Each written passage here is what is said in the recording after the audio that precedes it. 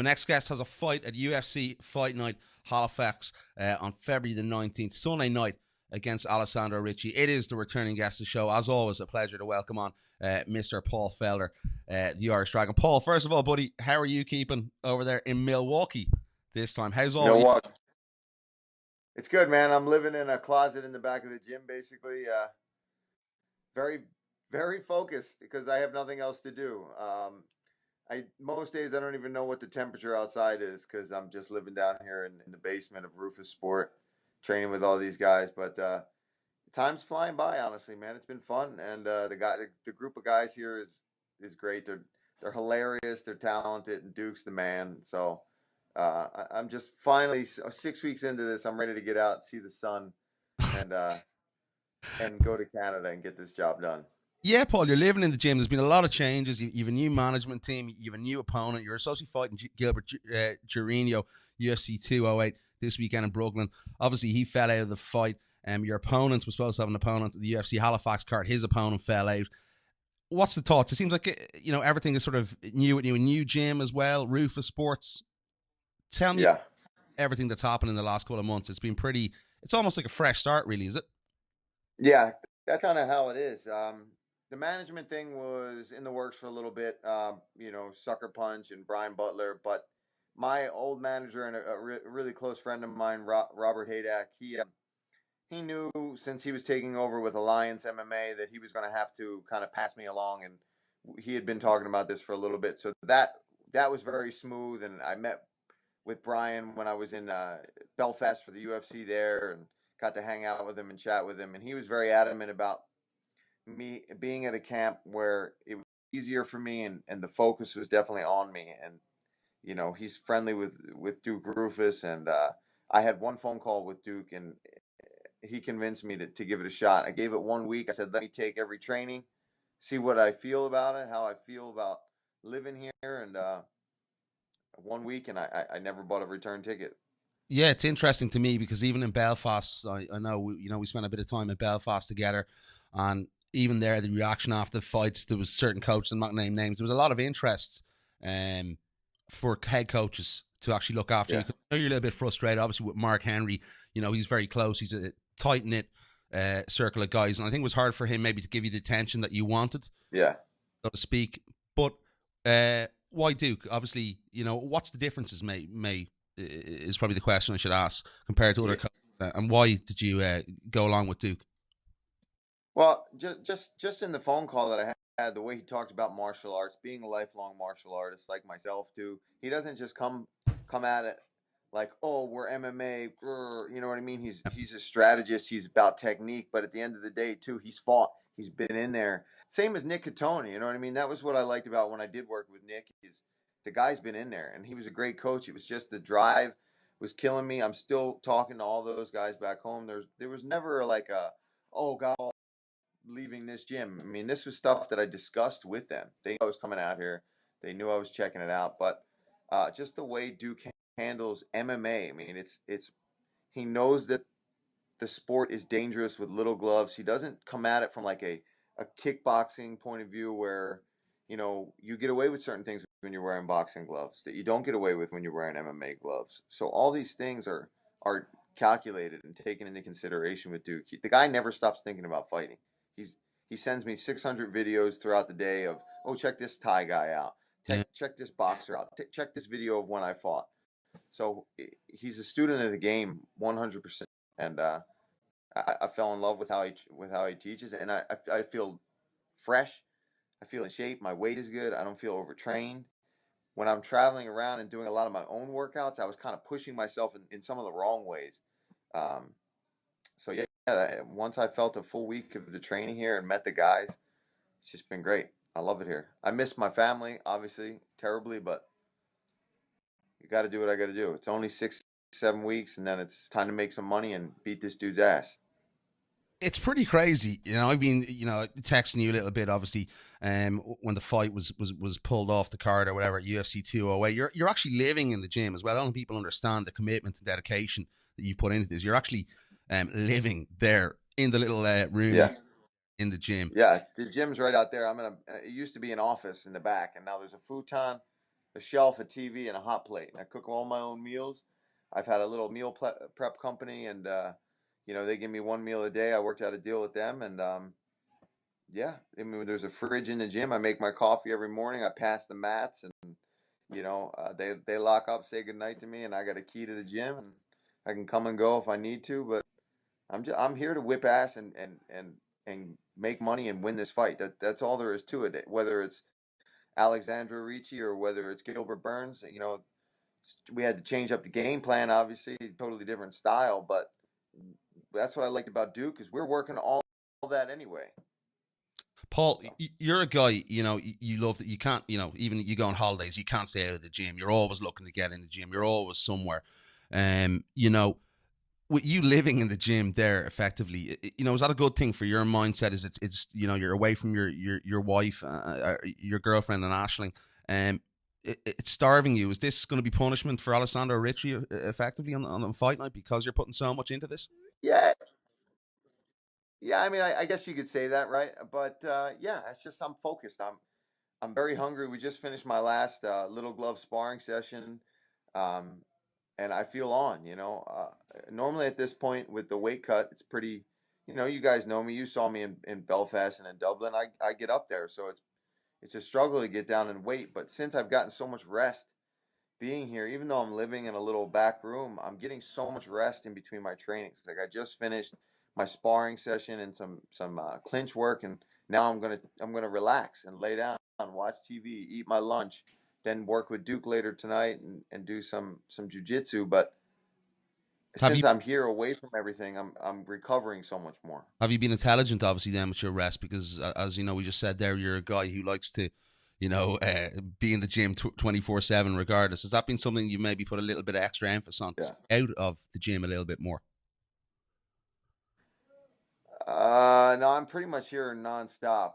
Even when I'm not, even when I'm not training, I get to walk to the grocery store down the street to pick and save, and I went bowling once, and the guys try to get me out, but you can ask my girlfriend. Even when I'm home for camp, uh, I'm not like Cowboy, who's got a million extracurricular activities because he's the complete opposite of me. You know what I mean? He likes to go and keep his mind on anything but fighting, whereas me, I'm in here watching UFC Unleashed on Fox Sports One in between training sessions.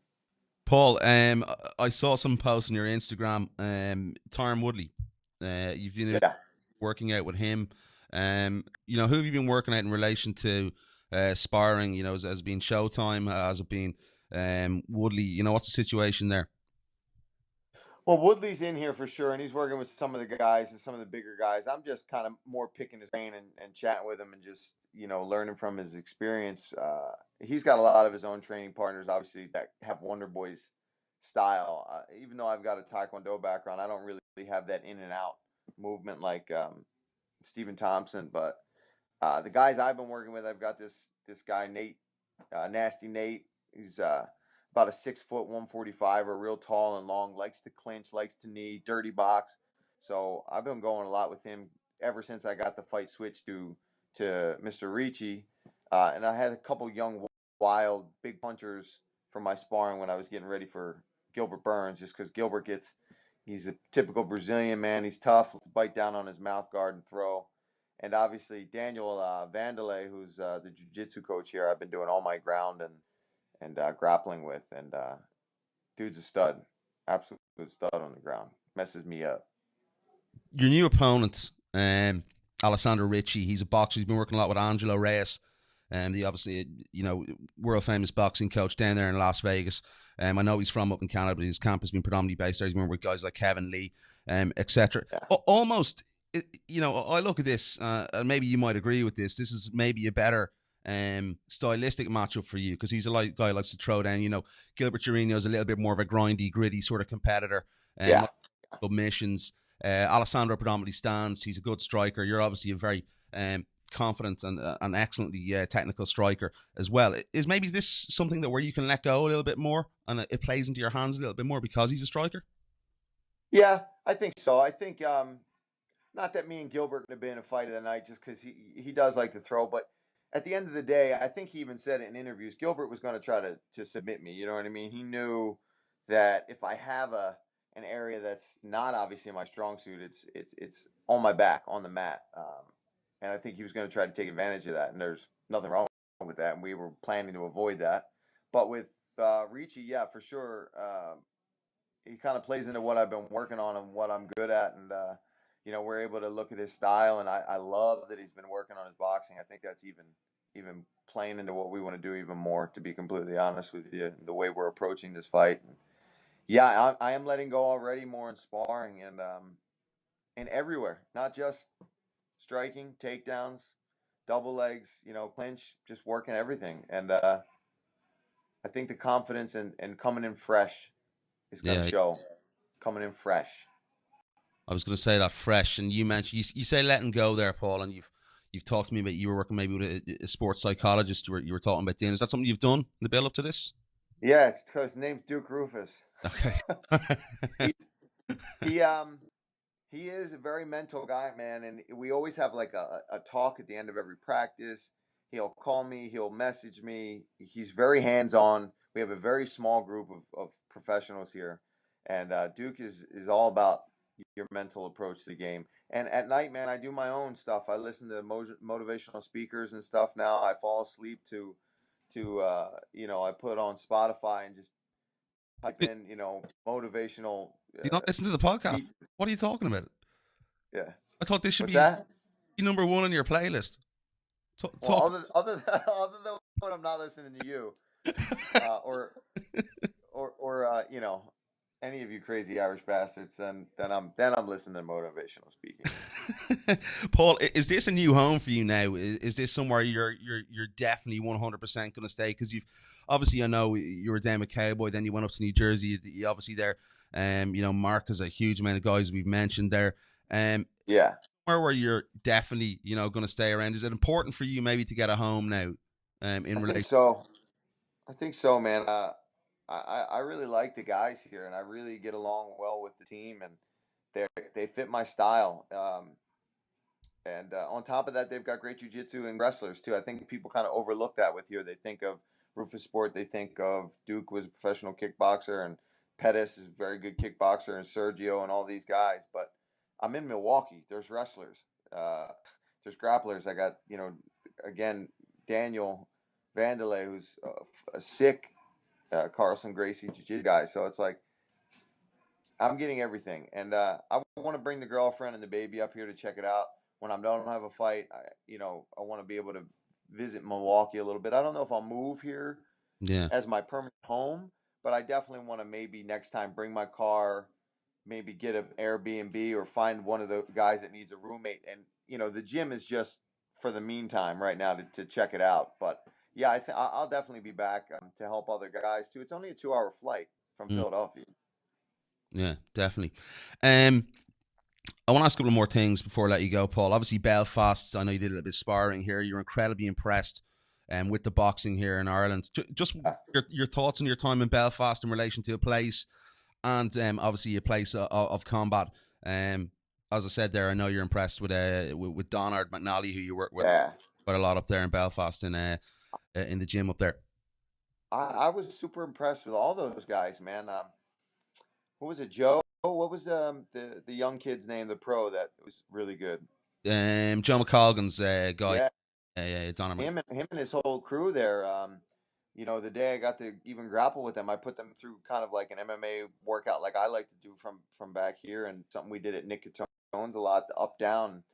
Those guys were good, man. And Donner, he was the man. He got me cracking with the hands, and he still hit me up the other day. I got to hit him back actually. So if he listens to this, Donner, I'm sorry for not texting you back, but I'm living in a gym. The service is terrible.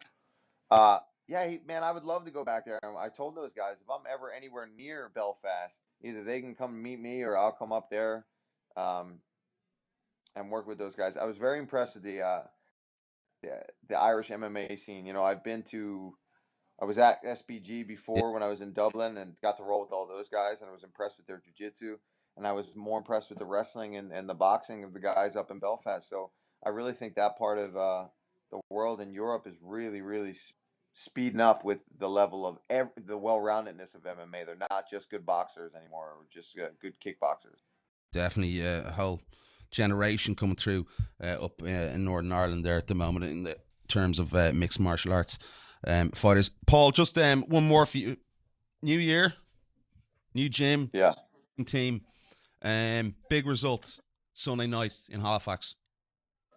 I'm excited, man. You know, for people that don't know, Halifax is where it all started for me. 3 years ago, almost 3 years ago, when I first signed to the UFC, I made this exact walk.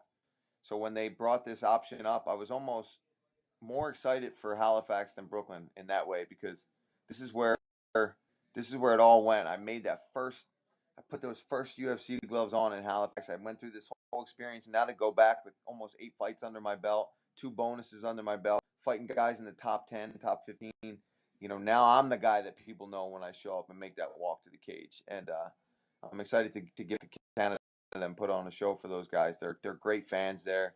So anybody that listens from Halifax and Nova Scotia area, I'm super pumped to be back in your town, and it's going to be some fireworks on Sunday night. Start of a massive year for Paul Felder in the lightweight division. Hell yeah. Hell yes. It doesn't matter who. You know, I got caught up early on with a little success, like, oh, I need top 10 and I need this, and I ended up focusing more on that instead of just getting wins, making money, moving up the ladder, and then putting the UFC in the right way. Just putting on shows. Doesn't matter if number 5, number 4. You know, I'm not getting paid millions of dollars yet. I just need to get my ass in there and win, and get new contracts. It's all I want right now is a job, take care of my family, and keep them W's rolling in for 2017. Paul, I always look forward to your fights and enjoy watching you again there. I do appreciate the time, my friend, as always.